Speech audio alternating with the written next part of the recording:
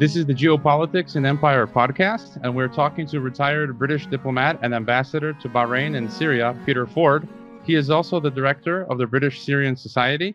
We will be discussing the war in Syria, the US and European foreign policy of regime change, the media propaganda that enables it, and what we can expect to see in the future.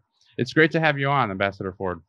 Thank you for having me. I look forward to our dialogue.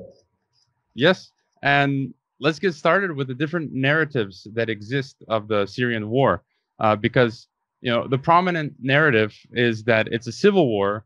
But you recently gave a speech in the House of Lords, which you sent me a copy, and you explained that in effect the war is part of a multi-decade-long war on Syria by the West.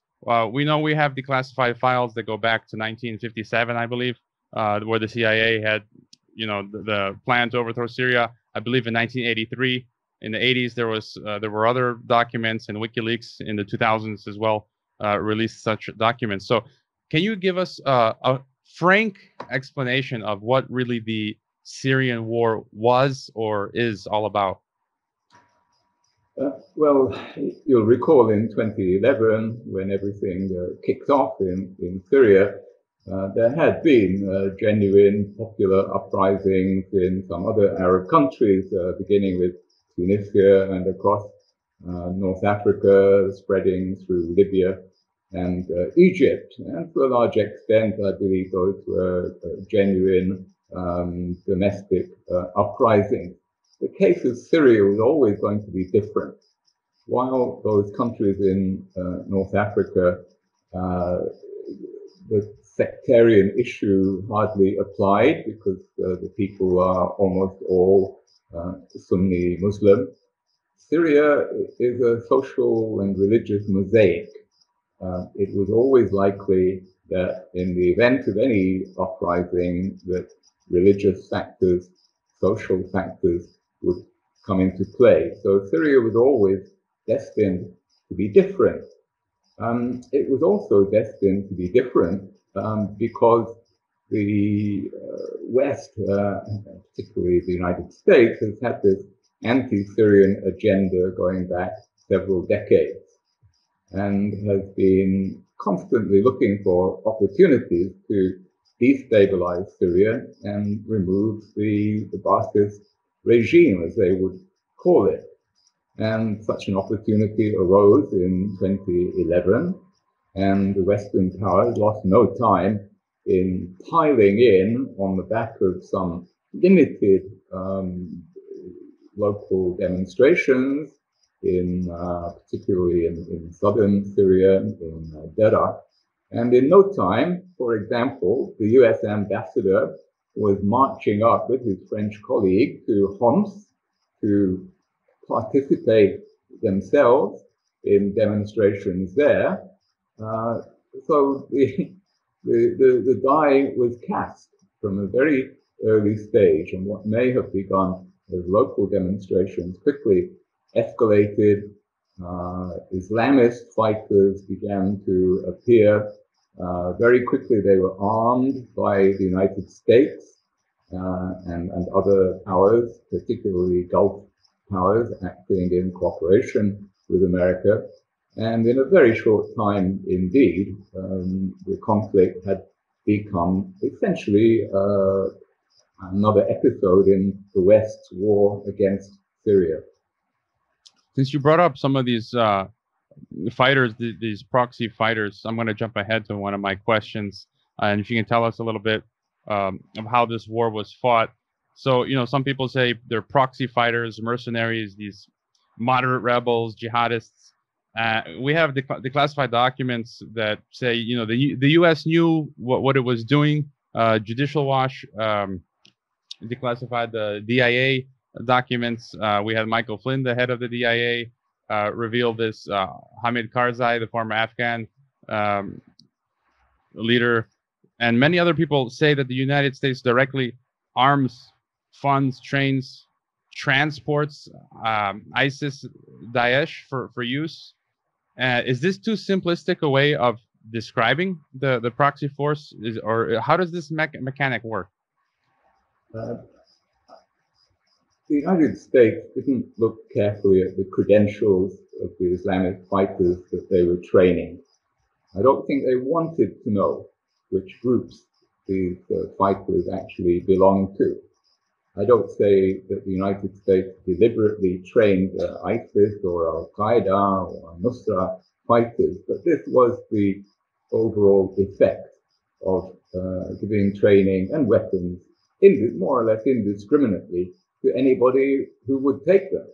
Many of these radical fighters were masquerading under the brand of the Free Syrian Army, which originally began with some elements, some defecting elements of the Syrian army. But very quickly, it was overrun by radical Islamists and became the Free Syrian Army, indistinguishable virtually from Nusra, with which it was very often collaborating on the battlefront, and these other groups like Ahrar al-Sham and so many others. There were literally hundreds of these Islamo-fascist groups, and the United States and Britain and France were up to the eyeballs in supporting them with training and weapons and direction on the field of battle. There were military control rooms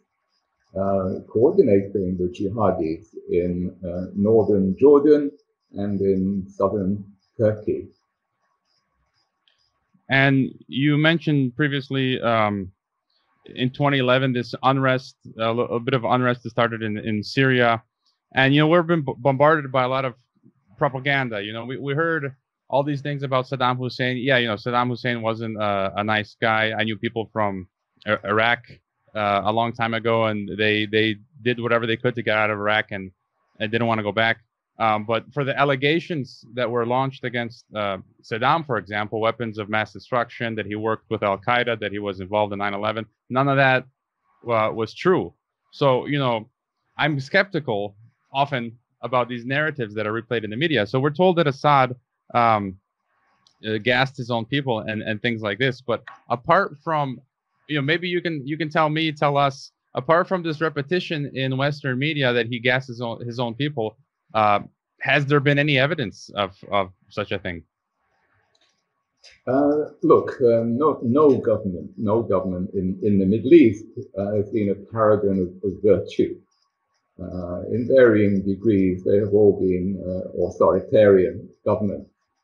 And maybe there were good reasons for this. Maybe Westminster-style democracy doesn't fit for whatever historical or social reason. But the fact is that Assad was no worse than, for example, the King of Jordan, who the West support to the hilt in terms of repressing domestic political activity. Certainly better than successive Egyptian presidents in terms of repression, and much better than the Gulf leaders in terms of encouraging pluralism and some degree of parliamentary control and relative free speech. So it's all relative. Assad was no angel. His secret police did indeed carry out some excesses, but so did everybody else's secret police in the Middle East. Some say the war is over, but you say the war goes on by other means. Has President Assad won? It's too early to say he has won. He controls over 70% of the territory of Syria now, but important parts of the country are still beyond his control. And the war goes on by other means, particularly economic means.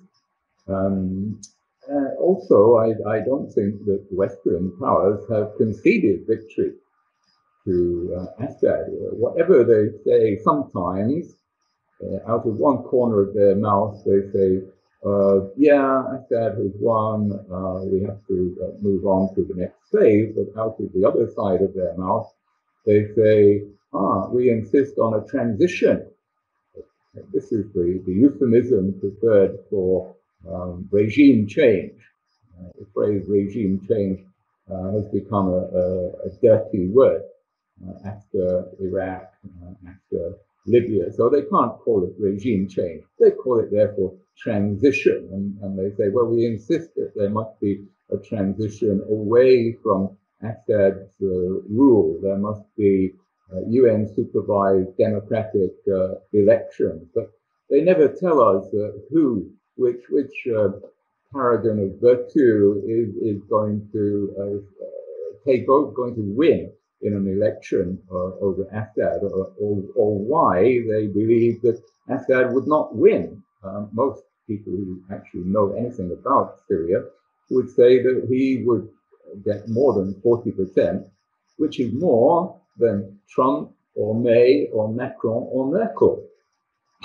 And yet we set the bar so high that we demand that he do better than all these Western democratic leaders to enjoy the right to continue to govern his country.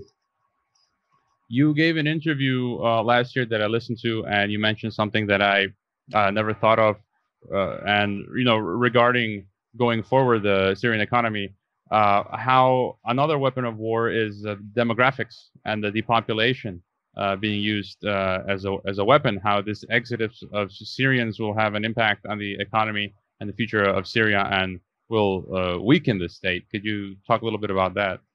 Yeah, absolutely. The Western powers, by their actions in fueling the conflict, pumping weapons and money, and effectively running jihadi armies, who have ethnically cleansed huge areas, by provoking an exodus of population in the first place. Secondly, in sustaining the existence and encouraging the departure of refugees by giving billions to keep them in places like Jordan and Turkey and Lebanon. Effectively, the Western powers have been paying people to leave Syria and accept charity in camps in these countries. And now there is a deliberate, calculated policy to discourage these people from going back. They continue to be offered amounts of money to remain, and they are given advice not to return unless they are absolutely certain that their young men, for example, will not be conscripted. This is another thing that really bugs me, the prominence given to what they call forced conscription. What this means is that young men who fled, the draft dodgers who fled Syria because they were unwilling to fight to defend their towns and villages against ISIS and al-Qaeda, these young men who fled should be allowed back and not put in the army, not made to do their military service, like the young men who stayed behind, who heroically fought against ISIS, who died in the thousands. There were probably 100,000 Syrian soldiers who died over the course of this war. And what the West demands is that the young men who went to the draft dodgers be allowed to go back and nothing happens. They don't even have to do their military service. So in all these ways, the Western powers have connived at the depopulation of Syria, and in economic terms, this is dreadful. A country, an economy needs markets, needs people, needs mouths to feed and labor to conduct the activities in industry and agriculture. For me, the absolute top priority for Syria in its period of recovery is very simply to get people to go back, because that will generate economic growth. People will create a market for services and products. But the West is doing everything in its power to keep Syria depopulated and therefore weak. Before I ask any more questions, Are there any key points that you'd like to get across? We haven't yet touched on the continuing military occupation of Syria by Western forces. As you know, President Trump promised a few months ago that all US forces would be withdrawn because, as he said at that time, we don't need any more of these unending wars. And we've more or less finished the fight against ISIS, so he said, I'm bringing the troops home. But he's not. He has been forced to virtually abandon these plans. Just today, breaking news is that some US military sources are saying that over 1,000 of the 2,000 troops will stay behind. And this shows how even a US president is not strong enough to overcome the forces of militarism, the forces of imperialism, the deep state, the permanent government in his own country. That's where we are. So the US forces are going to remain indefinitely in Syria. There is no horizon, no time limit suggested. They'll be there now officially for as long as there is any chance that some ISIS elements might reappear. Of course, that is a wonderful condition for the Hawks, the neocons, because it will never be met. There will never be a point at which anyone can say that ISIS can't reappear. And so it is an excuse, a recipe for indefinite occupation of Syria, occupation of a key area where most of Syria's oil and gas reserves are. This is all part of the economic war against Syria to keep Syria weak. And I don't know if you want to comment. I think last week or some days ago, the OPCW released a report on Duma, which essentially says that they found they kept using the term alleged attacks, and that there's reasonable grounds that there was some kind of toxic substance used, and I think they say chlorine, but they don't come to any definitive conclusion. And what can you say about that, as well as the use of staged attacks or false flag operations? Because other accounts say that those attacks were staged by another set of proxies or NGOs, such as the White Helmets. Well, the latest report by OPCW was transparently drafted under enormous pressure from the Western powers. The OPCW was reading between the lines. You can see that they were forced to compromise on the wording, and even then, they didn't come down clearly on the side of the West. They just said that it was possible. They didn't even say it was probable that Assad had gassed his people. They just said it was possible. This is, has almost no value at all, this statement, or that there were reasonable grounds to believe that Assad had dropped these chlorine canisters. What they didn't say, and what was probably deleted in the draft, is that there were equally reasonable grounds to argue that it was all fake. They simply ignored the hypothesis that the whole incident was fake. They did not demolish this hypothesis. They did not examine it. In fact, what they did not do was even more significant than what they did do. They did not try to exhume any bodies and gave no explanation for that, no explanation whatever. They did not, or in fact, they refused to examine what appeared to be a chlorine gas canister, which was found in a jihadi workshop not far from the site of the alleged incident. They said it was just too dangerous. Really, they're taking us for fools. They take the media for fools, and of course the Western media lapped this up uncritically. And can you tell us a little bit about your thoughts on the American empire, as well as to what extent are the wars we're seeing now, or attempt at wars in Venezuela, Yemen, Iran, to what extent are they related to Syria? And, is this the US, UK, EU, GCC empire, or some kind of, if you kind of visualize like a Godzilla monster roaming the earth and smashing any country that is not in line and in compliance with their desires? Basically, yes. I'm not a conspiracy theorist, but you would have to be willfully blind not to see a pattern here, a pattern of imperial behavior on the part of the United States permanent government.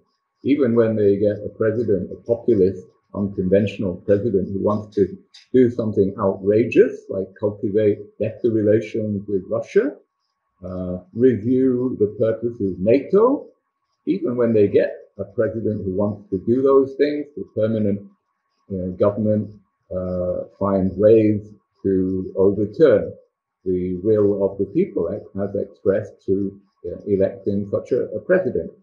And therefore, the permanent state gets its way with seeking unending war.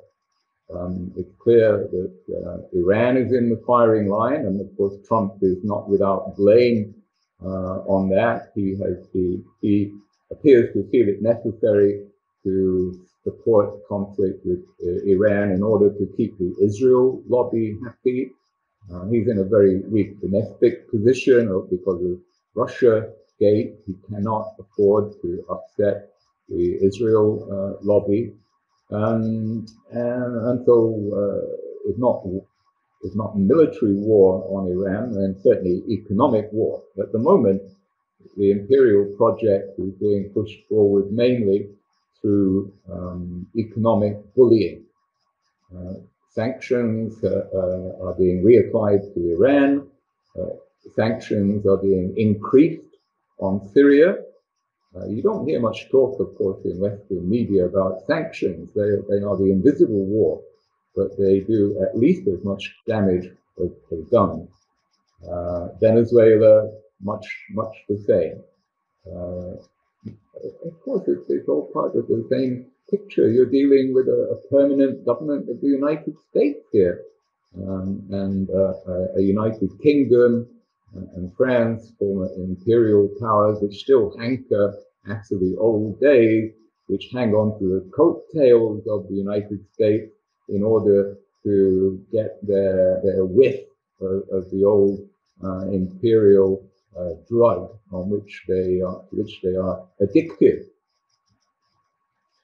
And some news recently that I think you've talked about lawfare, and recently they've discussed attempting to talking about trying President Assad at the ICC, yet at the same time, the U.S. is refusing visas to ICC investigators who are looking into U.S. war crimes in Afghanistan. Can you talk about these latest charges against Assad? Yeah, this is absolutely laughable, the double standards. The United States, Britain and France are supporting organizations and individuals who want to put Assad and other important people in the Syrian government in the dock, in The Hague, or in front of other Western-backed international courts over alleged war crimes. And at the same time, the United States regards itself as above the law. It not only refuses to have dealings with the ICC, it refuses to allow ICC officials to visit the United States and threatens sanctions and punishment against individuals of the ICC. The double standards are so blatant. It is laughable. It is laughable. But the Western media give prominence to stories about how Assad needs to be pursued through the international court. Apparently, without giving any thought to the practical consequences of what would happen if Assad was suddenly brought to the court. Would Syria not collapse into anarchy? And what incentive does this pursuit through the court give Assad to compromise and share power? On the contrary, it highly incentivizes him to not to share power, not to risk being hauled off to The Hague or wherever. But lawfare fits into it's not about law, it's about publicity, it's about public relations, it's about demonizing Assad and other people like Maduro is a key element in the whole big picture. The Western powers have to demonize people like Saddam, Gaddafi, Maduro, Assad in order to justify what they are doing. And it's a very successful ploy. It bamboozles half the world and keeps the media on side. And one of my final questions, you talk about, well, the media. What's your take on the media escape? I sometimes fear that even what I'm doing will, in the near future, be shut off. And then what recourse will we have? Absolutely. For the last 10, 15 years, the world has been enjoying an unusual chance to enjoy free speech because of the proliferation of news sources. And the mainstream media have become terrified of the internet, terrified. The young people the world over generally don't get their news anymore from these state broadcasters like the BBC, France 24, CNN.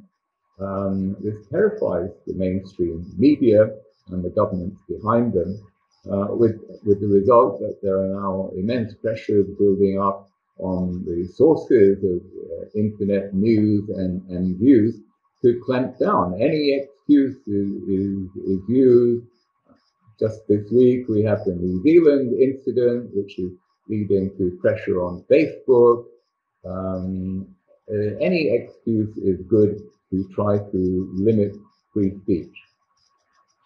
And what's your vision of the Middle East in the future? In the past, we've had talk of creating, will the Middle East go towards some kind of fake Western democracy where they've talked about Arab NATO, a common Gulf currency, and you see things kind of like settling in that direction? Or do you see the chances for, war with Iran or some wider conflict? The Gulf unity is shattered, mainly because of the conflict between Saudi Arabia and Qatar. Qatar is another mini superpower because of its wealth, because of its gas reserves, because of its media assets. Qatar has bought its way to the top table, and the Saudis cannot abide this. So Gulf unity is shattered for the foreseeable future. There is not going to be any sort of Gulf NATO, and this was never going to happen. To begin with, Saudi troops would not be relied on in the battlefield to fight on the side of Saudi Arabia. It would be just as likely that they would, if they were fighting ISIS, that they would join ISIS. This is why Saudi Arabia never sent troops to Syria, much as they would have liked to. They didn't dare, because they knew that the troops would probably join ISIS. So no, all that talk of Arab NATO was just so much hot air. Syria, I'm afraid Syria is set for another couple of years of instability. I see a war of attrition developing in Idlib, the remaining province where the jihadis are still controlling an entire Syrian province. Eventually, the Kurds will get tired of their US occupiers, or the Arabs in that part of northeast Syria will rise up against their Kurdish and American overlords. But the American presence in northeast Syria its days are numbered. It's unsustainable. So eventually, within 5 years, Syria will be a united country. It will still be weak economically, but I'm hopeful that it will become actually a beacon of progress, that it will show that it's possible for a secular regime which does not bend the knee to the West to survive and prosper. I think that's a great place to leave it on an optimistic note. And, I thank you for this interview, Ambassador Ford. And even more importantly, I thank you for the courage that you demonstrate to us in speaking out for truth and for peace against an establishment that, seeks power, wealth, and war. And I hope more people become inspired to follow your lead. It's kind of you to say that. Thank you very much for inviting me. I hope you enjoyed this Geopolitics and Empire podcast and interview. I would like to remind you that our website is geopoliticsandempire.com, and you can sign up for our mailing list that goes out each weekend with the latest podcast and a long collection of important news headlines. It's good to sign up for the newsletter in case we experience censorship and deplatforming. You can help the Geopolitics and Empire podcast by subscribing to and interacting with all of our channels such as YouTube, Twitter, Facebook, Gab, Minds, and Steemit. You can also help us by leaving a rating and review on your favorite podcast platforms such as iTunes, Castbox, Stitcher, Spreaker, and so on. Finally, if you value our work and our mission and would like to see us continue interviewing experts from across the political spectrum, please consider leaving a one-time donation via PayPal or Bitcoin, or becoming a regular monthly supporter on our Patreon. All the links can be found on geopoliticsandempire.com. Thanks for listening.